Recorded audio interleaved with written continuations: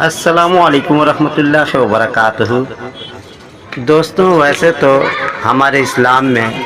ہر ایک دن افضل اور مبارک ہے، لیکن جمعہ کا جو دن ہوتا ہے اس طرح کے افضلیت اور خاصیت کا کوئی دن اور نہیں ہوتا۔ جمعہ کا دن ہفتے کی عید ہوتی ہے، اور اس دن اللہ تعالیٰ نے اپنے بندوں کے لیے بہت ہی خاص انتظامات اور انعامات کو مقرر فرمایا ہے۔ جیسے جمعہ کے دن اللہ تعالیٰ نے ایک گھڑی ایک وقت ایسا رکھا ہے کہ اس وقت میں کوئی بھی دعا کوئی بھی کرتا ہے تو وہ رد نہیں ہوتی، فوراً قبول ہوتی ہے اور اس کو پورا کیا جاتا ہے۔ دوسرا یہ ہے کہ جمعہ کی رات کو جو شخص اپنی بیوی کے ساتھ سوئے اور پھر غسل کرے اور پھر نماز جمعہ کے لیے جائے تو اللہ تعالیٰ اس کی مغفرت فرما دیتا ہے۔ اور اسی طریقے سے کوئی شخص جمعہ کے دن مسجد میں جمعہ کے لیے جائے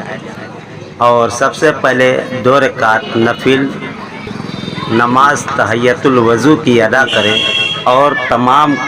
خیالات سے اپنے دل کو پاک رکھنے کی کوشش کرے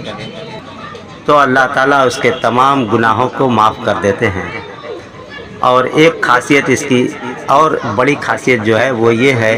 کہ جو آدمی اپنے گھر سے نکلے گا جمعہ کی نماز کے لیے تو ہر قدم پر اس کو 20 سال کے مقبول عبادت کا ثواب ملے گا۔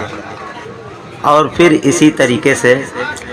جو شخص جمعہ کی نماز کے لیے مسجد میں جلدی جاتا ہے اور پہلے وقت میں پہنچ جاتا ہے تو اس کو ایک اونٹ قربان کرنے کا ثواب ملتا ہے، اور دوسری گھڑی میں جو پہنچتا ہے اس کو ایک بکرا، اور تیسری گھڑی میں جو پہنچتا ہے اس کو مرغی قربان کرنے کا ثواب ملتا ہے، اور چوتھی گھڑی میں انڈا۔ پھر اس کے بعد یہ جو ثواب کا دفتر ہوتا ہے، جو دربان ثواب لکھنے کے لیے نام رجسٹر پر لکھنے کے لیے دروازے پر کھڑے ہوتے ہیں، ان کا رجسٹر بند ہو جاتا ہے۔ پھر اسی طریقے سے یہ درود جو ہے آپ جو اسکرین پہ دیکھ رہے ہیں، اللہم صلی علی محمد النبی الامی وعلی آلہ وسلم تسلیما۔ تو اس درود کی جو خاصیت ہے وہ یہ ہے کہ جمعہ کے دن عصر کی نماز کے بعد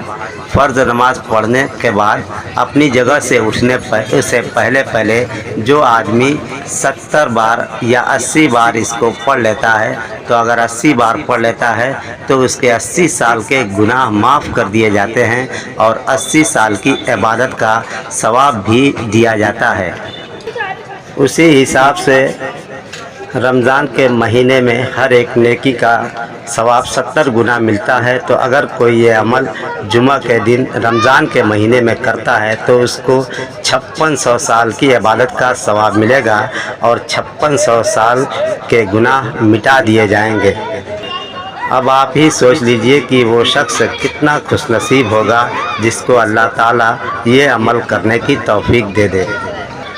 اللہ تعالیٰ سے دعا ہے کہ ہر ایک مسلمان کو، مجھے اور آپ کو